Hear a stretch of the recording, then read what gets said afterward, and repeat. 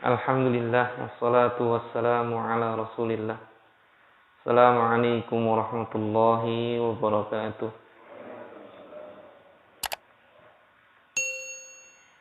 Alhamdulillahi rabbil alamin. Wa bihi nasta'inuhu ala umuri dunya waddin. Wassalatu wassalamu ala asyrafil anbiya'i wal mursalin. Nabiyuna Muhammadin sallallahu alaihi wasallam wa ala alihi wa sahbihi ajma'in wa ba'd. Rabbi shrah li sadri wa yassir li amri wahlul 'uqdatam min lisani yafqahu qawli. Puji syukur kepada Allah Subhanahu wa taala yang dengan izinnya pada kesempatan pagi hari ini kita diberikan kesehatan, diberikan kemampuan sekaligus kesadaran untuk bisa melaksanakan apa yang telah Allah wajibkan kepada kita. Kemudian dilanjutkan dengan melazimi majelis ilmu, yaitu tempat dibagikannya warisan Nabi Shallallahu Alaihi Wasallam. Mudah-mudahan apa yang kita lakukan pada pagi hari ini bagian dari yang mendatangkan hujah kita di akhirat, sehingga kita termasuk di dalam golongan hamba-hambanya yang takdirkan masuk surga. Salawat dan salam juga moga tetap tercurah kepada Nabi kita Muhammad Sallallahu Alaihi Wasallam yang telah dipilih oleh Allah sebagai uswah hasanah, sehingga tak layak bagi setiap mukmin kecuali mengikuti apa yang telah beliau contohkan dan disunnahkan. Jemaah yang dimulakan oleh Allah Subhanahu Wa Taala, tadi ditanya udah sampai poin berapa? Baru 1 poin, Pak. Baru 1 poin. Ya, tentang bagaimana mempersiapkan diri kita menyambut sholat. Itu yang pertama. Sekarang kita masuk pada poin yang kedua, salah satu di antara kiat di dalam meraih kekhusyuan, yaitu adalah at-tuma'nina fis sholat. At-tuma'nina fis sholat. Tuma'nina secara bahasa dari kata itma'anna yatma'innu, itu artinya adalah tenang. Jadi sholatnya itu tenang, santai, slow, tidak buru-buru. Tidak sebagaimana sholat yang tarawih 23 rakaat 7 menit selesai. Ya. Dan ini bagian dari yang juga penting untuk kita jadikan sebagai pelajaran bagi kita. Karena Nabi SAW mengingatkan di dalam sebuah hadis, ya, karena Nabi SAW yatma'in, sesungguhnya Nabi itu kalau sholat beliau itu tenang, hatta yarji' kulla 'azmin ila maudhi'i, sampai setiap tulang itu kembali ke persendiannya masing-masing. Ini istilah hadis. Maksudnya adalah setiap gerakan dari mulai gerakan yang pertama sampai gerakan yang terakhir itu memiliki jeda. Tidak kemudian satu gerakan dilanjut sampai kemudian terus tanpa jeda. Itu yang dimaksud dengan hatta yarji' kulla 'azmin ila maudhi'i. Sampai kembali masing-masing persendian itu ke tempatnya masing-masing. Tulang ketika kemudian baru ditekuk, ya, baru ditekuk kan berarti berubah posisi dari mulai berdiri kemudian menjadi rukuk. Itu sampai betul-betul lurus lurus dan dalam kondisi tenang. Bukan baru ditekuk kemudian sudah diangkat lagi. Itu yang disebut dengan hatta yarji' kulla 'azmin ila maudhi'i. Bahkan salah satu di antara yang kemudian pernah terjadi pada masa Rasulullah SAW ketika ada seorang laki-laki yang kemudian datang, ya, ke masjid, kemudian beliau sholat, kemudian dia sholat. Setelah selesai sholat kemudian mendekat kepada Nabi, kemudian mengucapkan salam, assalamu alayka ya Nabi Allah. Maka kemudian Nabi menjawab, waalaikumsalam. Kemudian Nabi memerintahkan, irji' fasalli fa innaka lam tusalli. Kembalilah kamu, ulangi sholatmu, karena sesungguhnya engkau belum sholat. Kemudian orang itu kembali. Dan itu dilakukan sampai 3 kali. Sampai tiga kali. Lalu kemudian orang itu mengatakan, ya Rasulullah, wahai Rasulullah, ini adalah sholatku yang terbaik. Kalau memang ada kesalahan pada sholatku, tolong ajari saya. Ya.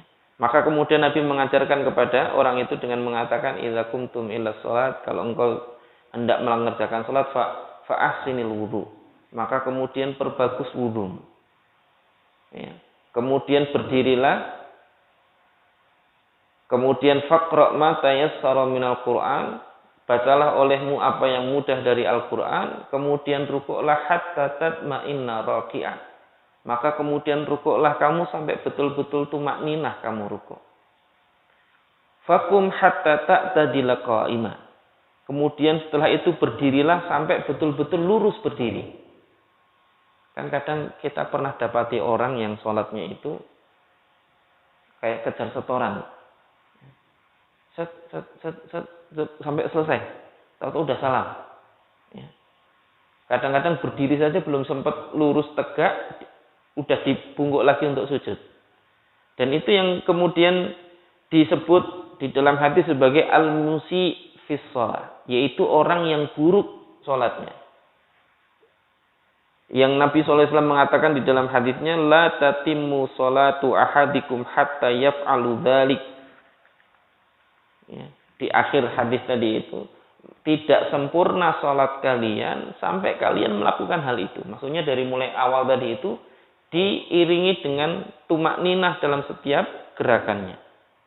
Jadi setiap gerakan itu ada ketenangan di sana. Ruku tenang. Ya.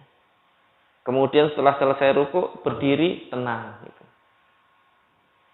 Ada jeda yang kemudian menunjukkan di situ ada ketenangan. Yang kemudian Nabi menyebut dengan istilah tadi sampai kembali masing-masing persendian itu ke tempatnya.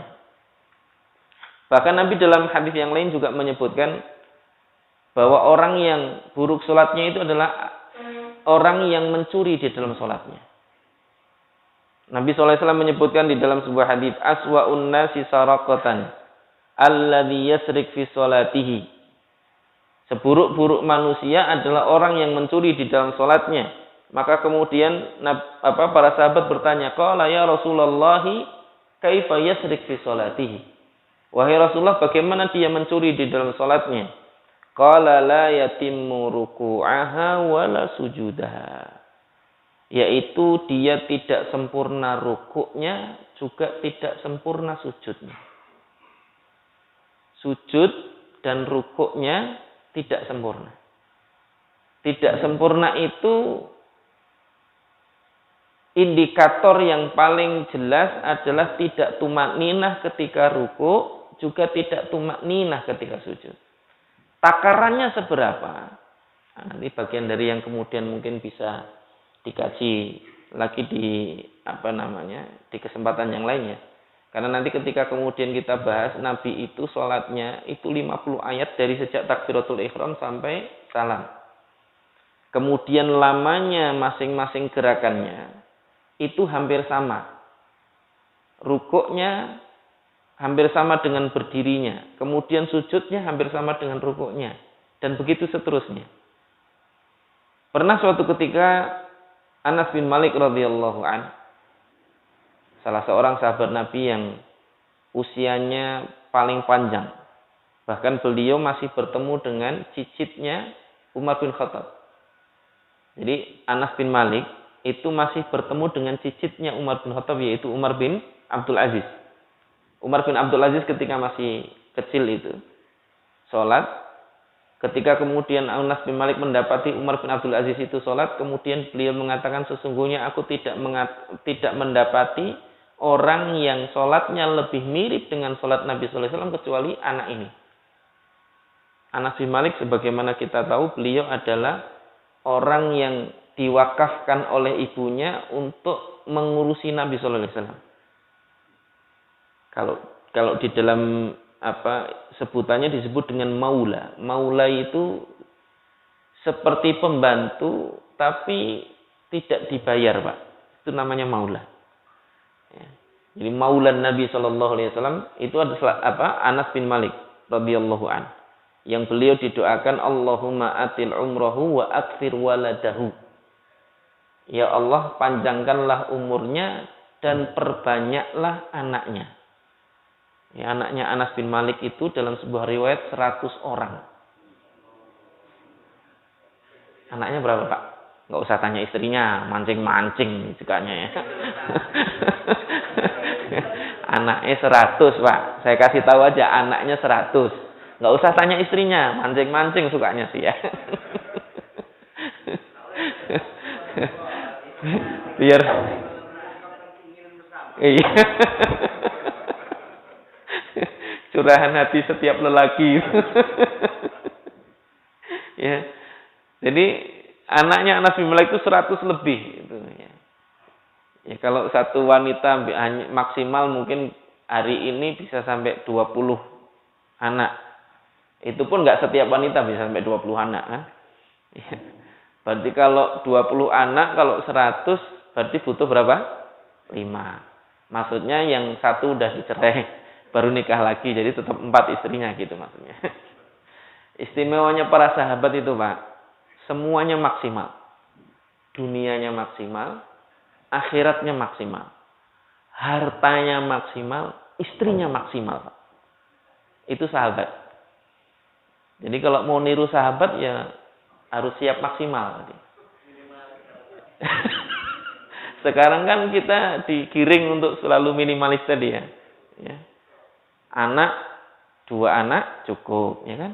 Istri 1 aja. 1 aja lah ya, cukup katanya. Ya. Padahal bukan masalah cukup atau tidak cukup. Nah, ini nanti pembahasannya panjang itu. Nanti melebar kemana-mana jadi. Ya. Ya. Dikunciin dari dalam ya, nggak boleh masuk. Jadi kembali kepada tadi Anas bin Malik tadi, ketika para tabiin saat itu menghitung lamanya sujud dan rukuknya Umar bin Abdul Aziz tadi, yang masih kecil tadi itu, rata-rata lama rukuk dan sujudnya itu adalah 10 kali tasbih. Bukan yang dibaca 10 kali tasbih, tapi lama rukuknya dan lama sujudnya masing-masing itu rata-rata adalah 10 kali tasbih. Asyru tasbihat. Dan ini bagian dari yang disebutkan di dalam riwayat dari Anas bin Malik tadi. Nanti silahkan baca kitab Al-Qaul Al-Mubin fi Akhta'il Musallin, Masyhur Hasan Salman. Di situ disebutkan termasuk di antara salah satu kesalahan orang yang melakukan sholat adalah tidak tumaknina di dalam mengerjakan sholat. Nanti ada pada bab Akhta'ul Musallin fi sifati sholatihim. Kesalahan orang-orang yang sholat terkait dengan tata cara sholat mereka. Salah satunya adalah tidak tumaknina. Dan ini bagian dari yang juga penting untuk diperhatikan. Ya. Itu maksud dari hadis Nabi SAW, la yatimmu ruku'aha wala sujudaha. Tidak sempurna rukuk dan sujudnya. Ya. Kalau kita ini juga mungkin kadang-kadang 10 kali tasbih, bahkan lebih. Ya. Saking lebihnya sampai lupa tasbih. Kenapa? Karena ketiduran. Rukuknya pas sujudnya. Terutama sholat-sholat tertentu kayak sholat subuh. Ya. Ada kasus juga sholat gerhana, Pak. Sholat gerhana.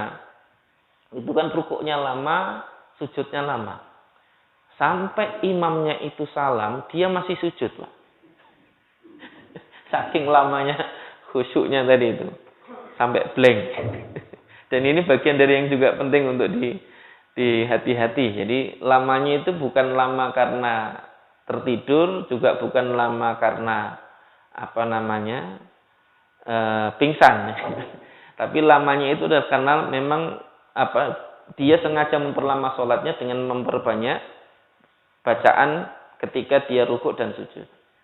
Walaupun sebenarnya bacaan rukuk dan sujud itu juga tidak perlu banyak-banyak. Cukup apa yang dilakukan sebagaimana dilakukan Nabi. Hanya saja membacanya dengan mentadaburinya itu nanti akan berbeda dengan mereka yang hanya sekedar membaca. Orang yang membaca sekaligus mentadaburi apa yang dia baca itu akan berbeda dengan mereka yang hanya sekedar membaca. Dan ini bagian dari yang penting untuk kita upayakan dan kita usahakan. Karena kita ini bukan sahabat. Kita ini bukan nabi. Yang kekhusyuannya itu tidak otomatis. Perlu diupayakan, perlu diusahakan. Dan ini salah satu di antara cara kita mengupayakan khusyuk tadi. Yaitu tumaninah di dalam melaksanakan setiap gerakan sholat kita. Itu poin yang kedua. Poin yang ketiga, kiat yang ketiga supaya kemudian kita bisa khusyuk di dalam sholat adalah tadzakkurul maut fi sholat. Mengingat mati saat sholat. Akan berbeda dengan mereka yang mengingat dunia saat sholat. Allahu Akbar. Waduh, kunci motornya masih di motor. Nah, ini beda itu. Sholatnya beda durasinya itu. Ya. Kirain kemudian sholat. Oh iya, tadi saya simpennya di sini nih tadi duitnya. Tadi nyari-nyari duitnya ketelisut. Lupa di mana. Kirain kemudian pas sholat ingat. Ini juga salah satu di antara cara setan memberikan was-was kepada orang yang melaksanakan sholat adalah menjadikan dia ingat dengan apa yang sebelum sholat dia lupa. Ya. Jadi jangan anggap kalau kita sholat itu bebas gangguan setan. Ini penting. Justru kalau sholat itu setannya khusus menggoda orang yang sholat. Spesialis, Pak. Kalau dokter ada spesialis, setan pun ada spesialis yang ganggu orang yang sholat. Namanya khinzib atau khonzab. Namanya setan khinzib atau khonzab tadi itu khusus ganggu orang yang sholat. Loh, Ustaz, kan ada hadis yang menyebutkan bahwa setan itu kalau azan lari terbirit-birit sampai terkentut-kentut. Ya betul, hadis itu betul, tidak salah. Maksudnya setannya larinya saat dengar azan. Azan selesai balik lagi. Dan ini bagian dari yang juga penting untuk diperhatikan. Itulah juga kenapa salah satu di antara yang dilarang juga kita dengar azan justru keluar masjid. Itu dilarang sebenarnya. Dilarang, walaupun dilarangnya enggak sampai haram, hanya makruh saja. Kecuali kalau memang karena kita batal kemudian wudu, enggak apa-apa. Tapi kalau sengaja keluar masjid padahal azan dikumandangkan, itu tasabuh bisyaiton tadi. Menyerupai setan tadi itu, yang kemudian ketika mendengar azan keluar. Ini bagian dari yang kemudian juga penting untuk dihati-hati. Nabi SAW menyebutkan di dalam sebuah hadis, Udhkuril maut fi sholatika. Ingatlah mati di dalam salatmu. Fa inna rajula idza dzakaral mauta fi sholatihi la hariyun ayyuhsina sholatahu. Sesungguhnya orang ketika dia mengingat mati di dalam salatnya, maka dia akan memperbagus salatnya. Karena seakan-akan itu adalah salat terakhir yang bisa dia lakukan. Wa shalli sholata rajulin la yadhunnu annahu yusalli ghairaha. Dan salatlah kalian sebagaimana salatnya seorang laki-laki yang tidak, dan yang dia mengira bahwa dia tidak mungkin sholat lagi setelah itu. Maksudnya setelah itu dia akan meninggal dunia. Seakan-akan itu adalah sholat terakhirnya. Dan ini adalah hadis yang menegaskan bahwa agar kita itu mengingat mati di dalam sholat. Orang kalau sudah merasa kematiannya itu dekat, dia pasti akan bersungguh-sungguh. Terutama untuk hal-hal yang bisa menjadikan kematiannya itu tenang. Kematian tenang itu apabila nanti dia mati tidak dituntut atas dosa-dosanya, itu kematian yang tenang, Pak. Jadi jangan dibilang kematian itu tenang kalau kemudian dia merasa selesai dari urusan dunianya tapi nggak selesai dengan urusan akhiratnya. Itu kematian nggak tenang. Dia mungkin kelihatan tenang fisiknya. Namanya orang mati kan nggak ada yang bergerak-gerak, Pak. Mati kan tenang. Fisiknya tenang. Tapi dia di alam barzah itu ketakutan itu. Ya. Dan ini bagian dari yang juga penting untuk dijadikan sebagai renungan bagi kita. Renungan kematian itu Nabi mengatakan kafa bil mauti wa'idho. Cukuplah kematian itu sebagai nasihat. Jadi kalau sholat ingat mati, itu pas, Pak. Yang salah itu kalau sholat ingat duit, sholat ingat mobil, sholat ingat istri, itu yang nggak pas itu. Ya. Ini perlu diluruskan dulu nih. Ya. Jadi sholat ingatnya apa ini harus diluruskan dulu nih. Harusnya sholat itu ingatnya mati. Supaya kemudian kita sholat itu betul-betul serius sholatnya. Sama, sholat apapun. Termasuk sholat duha. Jangan sampai kita sholat duha itu supaya rezekinya lancar. Ya, jangan sampai. Walaupun memang di antara fadilah sholat duha adalah mempermudah rizki. Betul. Tapi kalau kita sholat duhanya itu lantaran supaya kaya, supaya rizkinya lancar, akhirnya sholat kita itu nggak tenang, Pak. Sholatnya hanya sekedar formalitas, menggugurkan tadi, sekedar menggugurkan syaratnya tadi saja, supaya rizkinya lancar, sholat duha. Ya, sholat duhanya syarat aja akhirnya. Ya. Dan ini bagian dari yang juga penting untuk kita jadikan sebagai bahan renungan bagi kita.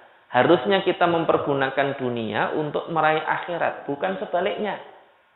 Mempergunakan amalan akhirat untuk meraih dunia. Itu mindsetnya yang salah berarti. Itu kayaknya salah ikut pelatihan itu ya. Perlu diluruskan lagi itu. Ya. Dan ini bagian dari yang juga penting untuk diperhatikan. Ya. Fa inna hunaka sholatun mahiya akhiru sholatin lahu falyakhsha fi sholat. Allati huwa fiha fa innahu la yadri la'allaha takunu hadhihi. Sesungguhnya orang yang sholat mengira bahwa itu adalah sholat terakhirnya, ya, dia akan berusaha untuk sekhusyuk-khusyuknya, selama-lamanya, sepuas-puasnya dia sholat. Dan ini bagian dari yang juga bisa mendatangkan kekhusyukan kita ketika kita melaksanakan sholat. Makanya ini bagian dari yang perlu untuk diusahakan. Kalau kemudian kita pengen khusyuk, maksimalkan tadi. Salah satunya banyak-banyak ingat mati. Ingat mati itu nggak akan mungkin bisa dilakukan kalau nggak dilatih, Pak. Nggak mungkin tiba-tiba kita ingat mati, nggak mungkin, Pak. Ya, kecuali kena sakit, baru ingat mati. Kena corona itu baru ingat mati itu. Atau kena sakit apa yang parah itu baru ingat mati. Kalau enggak, itu enggak ingat mati, Pak. Makanya ingat mati itu dilatih. Dalam melaksanakan sholatnya, itu adalah menghilangkan kekhusyuan. Terburu-buru atau cepat di dalam sholat itu menghilangkan kekhusyuan. Menunjukkan bahwa khusyuk itu identik dengan santai dan tenang tadi. Termasuk sholat tarawih. Sholat tarawih itu disebut dengan tarawih, itu jamak dari tarwihah. Tarwihah. Satu tarwihah, kalau ulama menyebutkan, satu tarwihah itu adalah satu kali istirahat sejenak setiap setelah 4 rakaat. Itu satu tarwihah. Ya. Satu tarwihah. Kalau tanya berapa lama sholat tarawih Nabi, ada riwayat dari Ubay bin Ka'ab dan juga ada riwayat dari Abdullah bin Abbas bahwa Nabi itu pernah sholat tarawih di malam 21 bulan Ramadan, ya, yang kemudian diikuti oleh beberapa orang sahabat waktu itu. Beliau sholat sepanjang sepertiga malam. Jadi kalau malam itu kita hitung dari jam 8 ba'da Isya sampai jam 5 subuh, itu 9 jam, Pak. Jadi kalau sepertiga malam, 3 jam. Nah, silahkan dibandingkan dengan sholat tarawih kita. Ya kan? Itu sholat tarawihnya Nabi. Kan banyak di antara kita ini kan ngakunya aswaja. Ahlus sunnah wal jamaah. Ya. Ngikuti sunnah Nabi. Nggak usah banyak diomongkan, Pak. Tinggal diikuti saja. Ya. Dipraktekkan gitu. Sunnah Nabi itu bukan hanya tentang jenggot. Sunnah Nabi itu bukan hanya tentang celana cingkrang. Sunnah Nabi itu bukan hanya tentang sarungan. Tapi sunnah Nabi itu terkait dengan amalan-amalan ibadahnya. Termasuk tarawihnya adalah sepertiga malam. itu minimal. Karena di malam ke-25 Nabi sholat bersama dengan sahabat sampai perawinya mengatakan, ya, sampai kami khawatir tidak ketemu sahur dari mulai awal malam. Berarti semalam suntuk 9 jam. Ya, siap-siap nanti masuk pring imami sholat tarawih 9 jam. Imamnya bumbuan gitu kan, apalagi makmumnya. Ya, dan ini bagian dari yang kemudian perlu untuk kita jadikan sebagai tolok ukur amalan kita gitu. Ya, kita ini seringkali menyampaikan sesuatu, tapi amalan kita jauh dari apa yang dicontohkan oleh Nabi dan para sahabat. Itu baru sholat tarawihnya, Pak. Karena Umar pada masa beliau menjadi khalifah pernah memerintahkan para imam tarawihnya itu untuk membaca minimal 20 ayat per rakaat. 20 ayat per rakaat. Padahal sholat tarawih pada masa Umar itu adalah lebih dari 20 rakaat. Itu yang bacaannya lambat. Kalau yang bacaannya cepat, satu rakaatnya 30 ayat. Kalau bacaannya yang agak hadir begitu, agak cepat, diperintahkan oleh Umar untuk membaca minimal 30 ayat per rakaat. 30 ayat itu ya bisa 1 lembar lebih, Pak. 1 lembar itu berarti 2 halaman mushaf itu lebih. Bisa sampai 2 halaman. Bisa sampai 3 halaman sampai 4 halaman atau 2 lembar.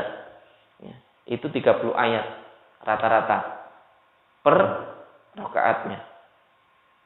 Dan ini yang kemudian pernah dilakukan oleh para sahabat dahulu, bagaimana kemudian menjaga konsistensi apa yang kemudian dulu pernah dilakukan bersama dengan Nabi Shallallahu Alaihi Wasallam. Sampai menyebut ayat tertentu saat itu. Jumlah ayat tertentu itu menunjukkan keseriusan para sahabat tadi itu menjaga keotentikan sholat mereka dengan sholat Nabi tadi. Bagaimana kemudian mereka melakukan sholat itu seotentik mungkin dengan sholat Nabi. Kalau kita ini seringkali hanya berlogika dengan dalil tadi. Bahwa Nabi itu sholatnya ringan. Jadi harusnya kita itu meringankan sholat. Tapi konsep ringannya, logikanya sendiri. Makanya nanti kepala yang satu dengan kepala yang lain mesti beda. Yang satu merasa sudah meringankan, Ustaz, sholatnya kelamaan. Nanti kalau jadi imam, jangan lama-lama. Itu sudah pesanan setiap kali imam tarawihnya, apalagi kalau jadwalnya ganti-ganti, ustadznya dari luar gitu kan. Nah itu sudah pesanan pesanan paten itu resmi. Takmirnya yang pesan soalnya. Dan ini bagian dari yang kemudian juga penting untuk kita perhatikan. Loh kalau kita mau jujur, biar nggak ikhtilaf itu, ya kembali kepada bagaimana Nabi meringankan sholat. Ya. Nabi yang sholat 50 ayat dari takbiratul ihram sampai salam itu sholat Nabi yang paling ringan, kata Aisyah. Ya. Kata para sahabat. Termasuk Anas bin Malik. Sholat Nabi itu sholat paling ringan. Yaitu dari takbiratul ihram sampai salam. Itu rata-rata adalah 50 ayat. Setiap sholat. Enggak zuhur, enggak asar, enggak maghrib, enggak isya, enggak subuh. Itu rata-rata sholat Nabi sama. Dan itu Anas bin Malik menyebut sebagai sholat paling ringan. Sholat yang paling cepat. Sholat paling ringannya. Itu durasi kira-kira 15 sampai 20 menit setiap kali sholat. Ini silahkan nanti kita ukur dengan sholat kita. Wa nakrul ghurabi yudhibus thawab. Dan sholat yang seperti burung gagak yang mematuk makanan tadi itu menghilangkan pahala. Karena kalau tidak khusyuk, sama saja sholat kita tidak berpahala.